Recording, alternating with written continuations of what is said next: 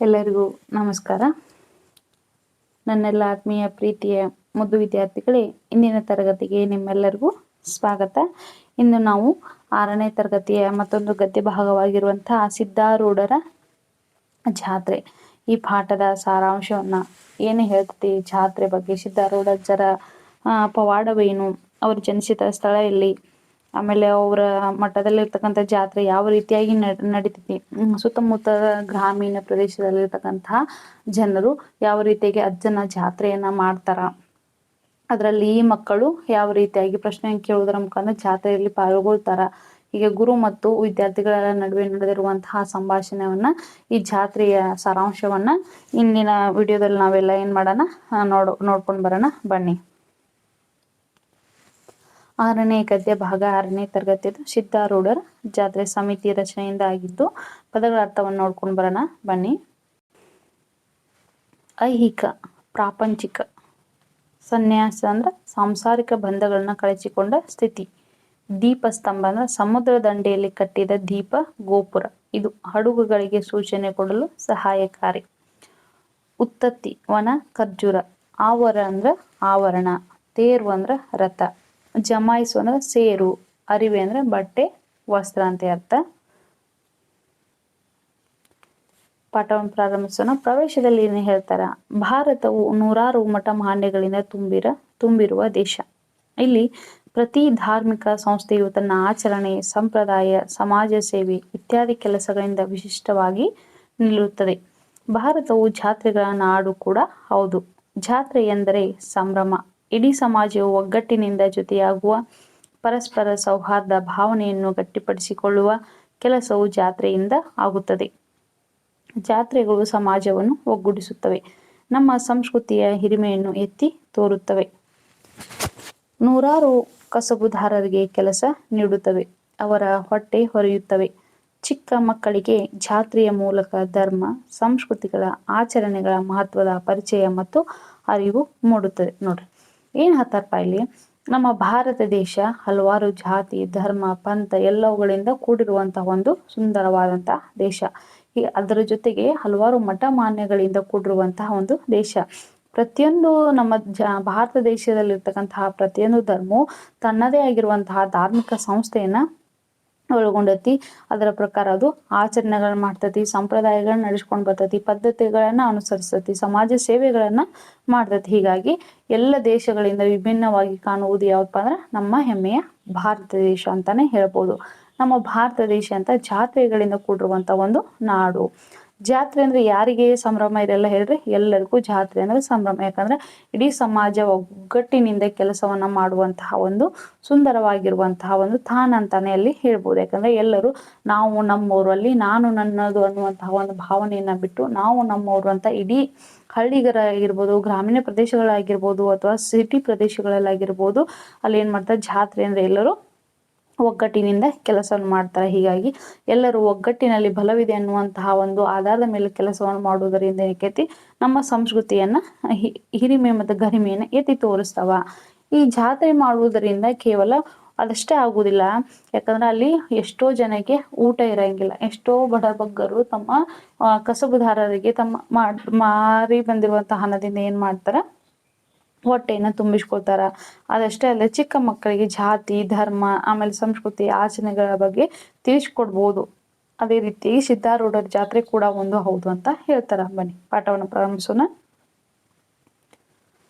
ಧಾರವಾಡ ಜಿಲ್ಲೆಯಲ್ಲಿ ಹುಬ್ಬಳ್ಳಿ ಒಂದು ದೊಡ್ಡ ಪಟ್ಟಣ. ಅದು ವ್ಯಾಪಾರಕ್ಕಾಗಿ ಹೆಸರಾಗಿದೆ. ಅದು ವಿದ್ಯಾ ಕೇಂದ್ರವೂ ಹೌದು. ಅಲ್ಲಿ ದೊಡ್ಡ ಮಠಗಳು ಇವೆ. ಅವುಗಳಲ್ಲಿ ಸಿದ್ಧಾರೂಢ ಸ್ವಾಮಿಯ ಮಠವು ಒಂದು. ನೋಡ್ರಿ, ನಮ್ಮ ಧಾರವಾಡ ಜಿಲ್ಲೆಯಲ್ಲಿ ಹುಬ್ಬಳ್ಳಿ ಎನ್ನುವಂತಹ ಒಂದು ದೊಡ್ಡ ಪಟ್ಟಣ, ಒಂದು ಸಿಟಿ ಐತಿ.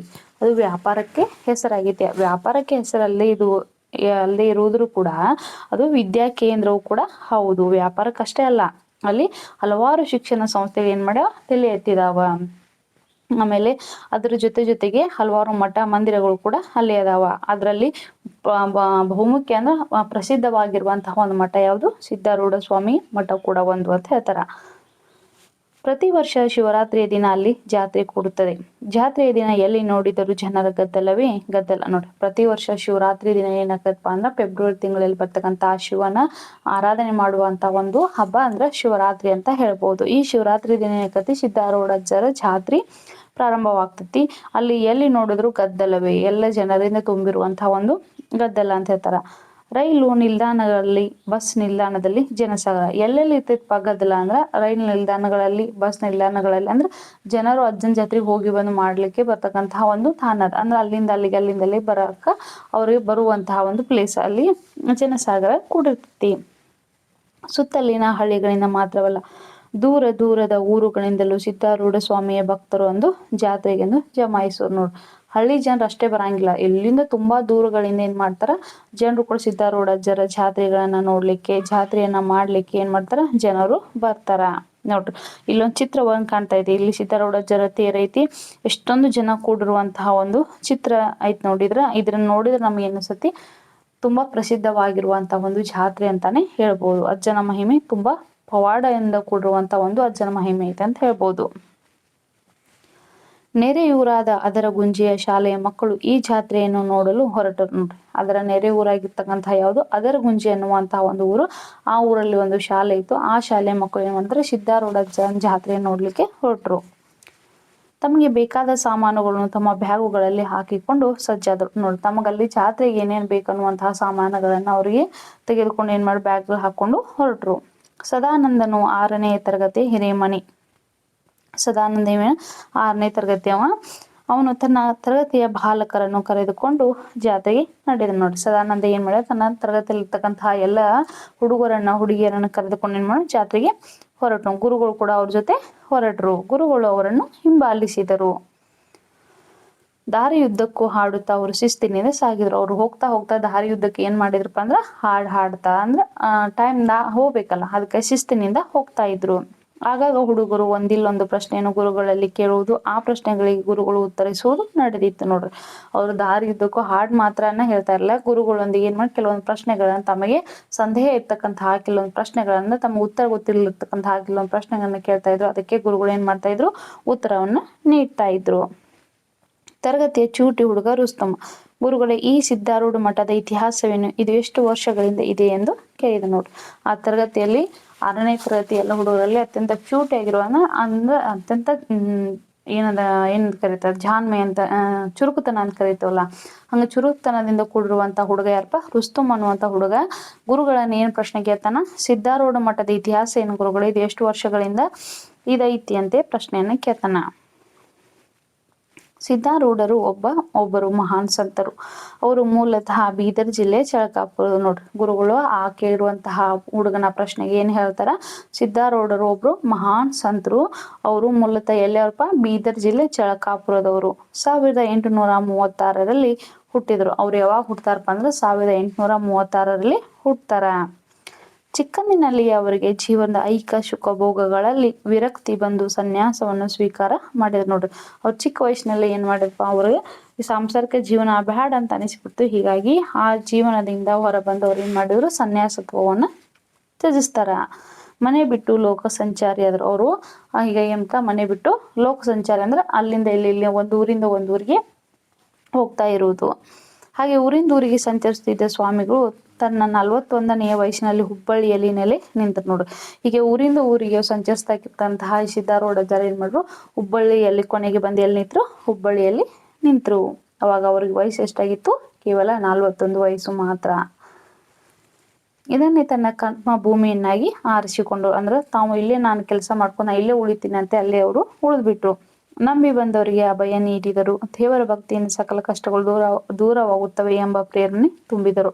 ನಂಬಿ ಬಂದಂತಹ ಜನತೆಗೆ ಅವ್ರು ಏನ್ ಮಾಡಿದ್ರು, ತಮ್ಮ ಅಭಯ ವಸ್ತವನ್ನ ನೀಡಿದ್ರು. ನಾವು ದೇವರನ್ನ ಜಪ ಮಾಡುವುದರಿಂದ ನಮ್ಮ ಸಕಲ ಕಷ್ಟಗಳು ಏನಾಗ್ತಾವ, ದೂರ ಆಗ್ತಾವ ಅನ್ನುವಂತಹ ಒಂದು ಆಶಾ ಭಾವನೆಯನ್ನ ತುಂಬಿದರು. ಓಂ ನಮಃ ಶಿವಾಯ ಎಂಬ ಪಂಚಾಕ್ಷರಿ ಮಂತ್ರವನ್ನು ಜಾತಿ ಭೇದಗಳಿಲ್ಲದೆ ಎಲ್ಲರಿಗೂ ಸಮಾನವಾಗಿ ಬೋಧಿಸಿದರು ಎಂದರು ಗುರುಗಳು. ನೋಡಿ, ಓಂ ನಮಃ ಶಿವಾಯ ಅನ್ನುವಂತಹ ಒಂದು ಪಂಚಾಕ್ಷರಿ ಮಂತ್ರವನ್ನ ಇವರು ನಮ್ಮ ಜಾತಿಯವರು, ಇವ್ರು ನಮ್ಮ ಜಾತಿಯವರು ಅನ್ನೋದು ಯಾವುದನ್ನು ಇಲ್ಲದೆ ಎಲ್ಲಾ ಜಾತಿಯವರಿಗೂ ಸರಿ ಸಮಾನವಾಗಿ ಏನ್ ಮಾಡ್ತಾರ, ಬೋಧಿಸ್ತಾರ.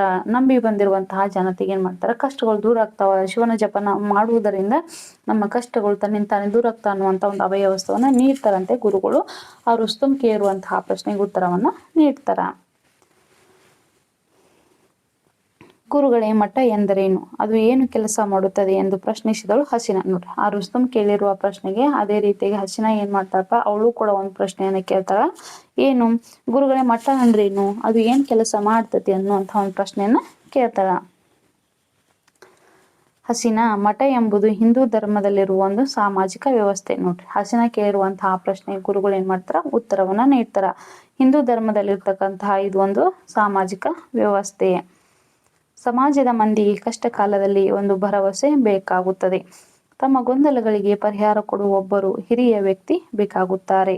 ಅಥವಾ ಕಷ್ಟ ಕಾರ್ಪಣ್ಯಗಳು ಏನೂ ಇಲ್ಲದಿದ್ದರೂ ಒಟ್ಟಾರೆಯಾಗಿ ಮಾನಸಿಕ ನೆಮ್ಮದಿಗಾಗಿ ಮನುಷ್ಯ ಒಂದಿಲ್ಲೊಂದು ವ್ಯವಸ್ಥೆಯನ್ನು ಹುಡುಕುತ್ತಲೇ ಇರುತ್ತಾನೆ ಅಲ್ಲವೇ.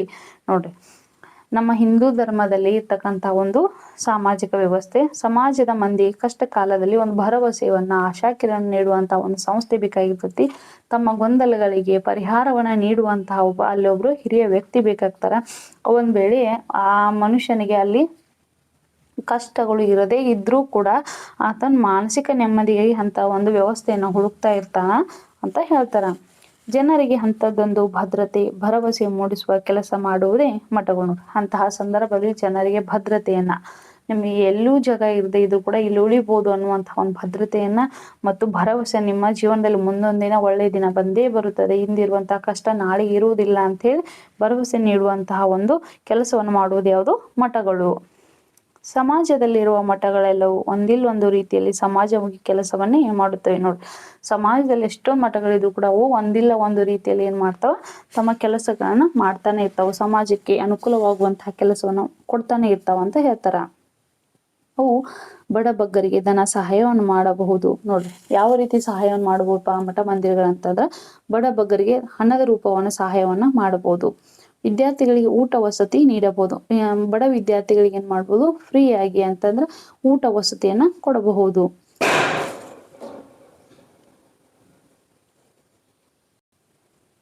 ದಿಕ್ಕು ತೋಚದವರಿಗೆ ಮಾನಸಿಕ ನೆಮ್ಮದಿ ನೀಡುವ ಉಪದೇಶ ಮಾಡಬಹುದು. ನೋಡಿ, ದಿಕ್ಕು ತೋಚ್ತಾ ಇರುವಂತಹ ಎಷ್ಟೋ ಜನರಿಗೆ ಮಾನಸಿಕ ನೆಮ್ಮದಿಯನ್ನು ನೀಡುವಂತಹ ಉಪದೇಶವನ್ನ ಮಾಡಬಹುದು. ಧಾರ್ಮಿಕ ಕಾರ್ಯಕ್ರಮಗಳನ್ನ ನಡೆಸಬಹುದು. ನೋಡಿ, ಹಲವಾರು ಧಾರ್ಮಿಕ ಕಾರ್ಯಕ್ರಮಗಳನ್ನು ಕೂಡ ಮಠ ಮಂದಿರಗಳು ನಡೆಸಬಹುದು. ಮಹಾಕಾವ್ಯಗಳನ್ನು, ಪುರಾಣಗಳನ್ನು ಜನರಿಗೆ ತಲುಪಿಸುವ ಕೆಲಸವನ್ನ ಮಾಡಬಹುದು. ನೋಡಿ, ಮಹಾಕಾವ್ಯಗಳನ್ನ ಎಷ್ಟೋ ಜನರು ಓದ್ಲಿಕ್ಕೆ ಆಗ್ತಿರಂಗಿಲ್ಲ, ಹಳಗನ್ನಡದಲ್ಲಿರ್ತಕ್ಕಂತಹ ಪುರಾಣಗಳನ್ನ ತಿಳಿದುಕೊಳ್ಳಲಿಕ್ಕೆ ಸಾಮಾನ್ಯ ಜನರಿಗೆ ಆಗ್ತಾ ಇರಂಗಿಲ್ಲ. ಅಂತಹ ಆ ಮಹಾಕಾವ್ಯಗಳಲ್ಲಿ ಏನೈತಿ, ಪುರಾಣಗಳಲ್ಲಿ ಏನೈತಿ ಅನ್ನುವಂತಹ ಜನರಿಗೆ ತಿಳಿಸುವಂತ ಒಂದು ಕೆಲಸವನ್ನ ಮಾಡಬಹುದು. ಧರ್ಮದೊಳಗಿನ ಅನೇಕ ತತ್ವಶಾಸ್ತ್ರ ವಿಚಾರಗಳನ್ನು ಪಂಡಿತರ ಪ್ರವಚನಗಳ ಮೂಲಕ ಜನರಿಗೆ ತಲುಪಿಸಬಹುದು. ನೋಡಿ, ಯಾವ ರೀತಿಯಾಗಿ ತಲುಪಿಸಬಹುದು ಅಂದ್ರೆ, ತತ್ವಶಾಸ್ತ್ರದಲ್ಲಿರ್ತಕ್ಕಂಥ ಹಲವಾರು ವಿಷಯಗಳನ್ನ ಪಂಡಿತರ ಸಹಾಯದಿಂದ ಅವರು ಪ್ರವಚನ ಹೇಳುವುದರ ಮುಖಾಂತರ ಏನ್ ಮಾಡು, ಜನರಿಗೆ ತಲುಪಿಸುವಂತ ಕೆಲಸವನ್ನ ಮಾಡ್ತಾವ. ಒಟ್ಟಾರೆಯಾಗಿ ಮಠವೆಂದರೆ ಸಮಾಜ ಎಂಬ ಸಮುದ್ರದ ಕಿನಾರೆಯಲ್ಲಿ ನಿಂತ ದೀಪಸ್ತಂಭ, ಉತ್ತರಿಸಿದರು ಗುರುಗಳು. ನೋಡ್ರಿ, ಅವು ಸಮುದ್ರದ ಕಿನಾರೆಯಲ್ಲಿ ನಿಂತಿರುವಂತಹ ದೀಪಸ್ತಂಭದ ಹಾಗೆ ಮಠಗಳು ಕೆಲಸವನ್ನ ಮಾಡ್ತಾವ ಅನ್ನುವಂತಹ ಗುರುಗಳು ಏನ್ ಮಾಡ್ತಾವ, ಹಸೀನಾ ಕೇಳಿರುವಂತಹ ಪ್ರಶ್ನೆಗೆ ಉತ್ತರವನ್ನ ನೀಡ್ತಾನ. ಈ ಎಲ್ಲ ಚರ್ಚೆ ಸಂವಾದಗಳು ದಾರಿಯುದ್ದಕ್ಕೂ ನಡೆದುದರಿಂದ ವಿದ್ಯಾರ್ಥಿಗಳಿಗೆ ದಾರಿಯಾದ ನೀವು ಎಳ್ಳಷ್ಟು ಅನಿಸಲಿಲ್ಲ. ಅವರೆಲ್ಲರೂ ಮಠಕ್ಕೆ ಬಂದ. ನೋಡ್ರಿ, ಇವೆಲ್ಲ ಚರ್ಚೆಗಳು ಹೋಗ್ತಾ ಹೋಗ್ತಾ ಅವರು ಪ್ರಶ್ನೆ ಕೇಳ್ತಾ ಗುರುಗಳು ಅವ್ರು ಕೇಳುವಂತಹ ಪ್ರಶ್ನೆಗಳಿಗೆ ಉತ್ತರವನ್ನ ನೀಡ್ತಾ ಇದ್ದಿದ್ದರಿಂದ ಅವರಿಗೆ ದಣಿವು ಅನ್ನೋದು ಆವರಿಸಲಿಲ್ಲ. ಅಷ್ಟರಲ್ಲಿ ಅವ್ರು ಎಲ್ಲಿ ಮಾಡಿದ್ರು, ಹುಬ್ಬಳ್ಳಿಯ ಸಿದ್ಧಾರೂಢರ ಮಠಕ್ಕೆ ಬಂದ್ರು.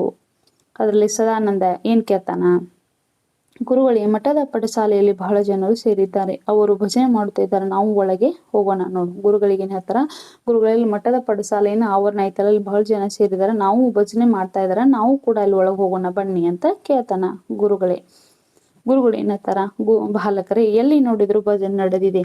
ಆಚೆಗೆ ಅಡುಗೆ ಮನೆ ಇದೆ, ಅಲ್ಲಿಯೂ ಭಜನೆ ನಡೆಯುತ್ತಿದೆ. ಹೊರಗಿನ ಬಯಲಲ್ಲಿ ನೋಡಿ ಕೆಲವು ಜನರು ಅಡುಗೆ ಪಾತ್ರೆಗಳನ್ನು ತೊಳಿತಿದ್ದಾರೆ, ಅವರೂ ಭಜನೆ ಮಾಡುತ್ತಿದ್ದಾರೆ. ಯಾರು ಯಾವ ಕೆಲಸದಲ್ಲಿ ತೊಡಗಿದ್ದರೂ ಭಜನೆ ಮಾಡುತ್ತೆ ಕೆಲಸ ಮಾಡುತ್ತಿದ್ದಾರೆ. ನೋಡ್ರಿ, ಗುರುಗಳು ಏನ್ ಹೇಳ್ತಾರ, ಬಾಲಕರು ಎಲ್ಲಿ ನೋಡ್ರಿ ಭಜನೆ ನಡೆಯೋದೈತ್ಲ, ಎಲ್ಲಿ ನೋಡಿದ್ರು ಭಜನೆಯನ್ನ ಮಾಡಕತ್ತಾರ. ಅಲ್ಲಿ ಅಡಿಗೆ ಮನೆ ಐತಿ, ಅಲ್ಲಿಯೂ ಕೂಡ ಭಜನೆ ಮಾಡತ್ತಾರ. ಆ ಕಡೆಯಲ್ಲಿ ಇರ್ತಕ್ಕಂತಹ ಅಡಿಗೆ ಮನೆ ತಂದಿರುವಂತಹ ಪಾತ್ರೆಗಳನ್ನ ತೊಳಿತಾ ಇದ್ದಾರೆ ಜನರು, ಅಲ್ಲಿಯೂ ಕೂಡ ಭಜನೆ ಮಾಡ್ತಾ ಇದ್ರ. ಅಂದ್ರ ಜನ ಯಾವ ಕೆಲಸದಲ್ಲಿ ನಿರತರಾಗಿದಾರ, ಕಾಯಕವೇ ಕೈಲಾಸವೇ, ಕಾಯಕದಲ್ಲಿ ಕೈಲಾಸವಿದೆ ಅಂತ ಏನ್ ಹೇಳ್ತಾರಲ್ಲ, ಕಾಯಕವೇ ಕೈಲಾಸ ಅನ್ನುವಂತಹ ತತ್ವದಡಿಯಲ್ಲಿ ಜನರು ಯಾವ ಯಾವ ಕಾಯಕವನ್ನು ಮಾಡ್ತಾ ಇದ್ದಾರಲ್ಲ ಅದರಲ್ಲಿ ಭಜನೆ ಮಾಡ್ತಾ ದೇವರ ನಾಮಸ್ಮರಣೆಯನ್ನ ಮಾಡ್ತಾ ಕೆಲಸ ಮಾಡಕತ್ತಾರ ಅಂತ ಗುರುಗಳು ಹೇಳ್ತಾರ. ಜಾತ್ರೆಗೆ ಬಂದ ಪರ ಊರಿನ ಜನ ಮಠದಲ್ಲಿಯೇ ಊಟ ಮಾಡುವರು. ನೋಡಿ, ಜಾತ್ರೆಗೆ ಬಂದಿರತಕ್ಕಂತಹ ಬೇರೆ ಬೇರೆ ಹಳ್ಳಿಯಿಂದ ಬಂದಿರುವಂತಹ ಜನರು ಏನ್ ಮಾಡ್ತಾರ, ಮಠದಲ್ಲಿ ಊಟ ಮಾಡುವರು. ಅದರ ಗುಂಚಿಯ ಶಾಲೆಯ ಬಾಲಕರು ಮಠದಲ್ಲಿ ಸ್ವಯಂ ಸೇವಕರಾಗಿ ಕೆಲಸ ಮಾಡಿದ್ರು. ಅದರ ಗುಂಚಿಯಿಂದ ಶಾಲೆಯಿಂದ ಬಂದಿರತಕ್ಕಂತಹ ಮಕ್ಕಳು ಏನ್ ಮಾಡ್ತಾರೆ, ಯಾರ ಕಡೆಯಿಂದ ಹೇಳ್ಸ್ಕೊಳ್ಳೋದು, ತಾವೇ ಸ್ವಯಂ ಸೇವಕರಾಗಿ ಸಿದ್ಧಾರೂಢರ ಮಠದಲ್ಲಿ ಏನ್ ಮಾಡ್ತಾರ, ಸ್ವಯಂ ಸೇವಕರಾಗಿ ಕೆಲಸವನ್ನ ಮಾಡ್ತಾರ. ಕೆಲವರು ನೀರು ತಂದು ಕೊಟ್ಟರು, ಕೆಲವರು ಬಂದ ಜನರಿಗೆ ಊಟ ಬಡಿಸಿದರು.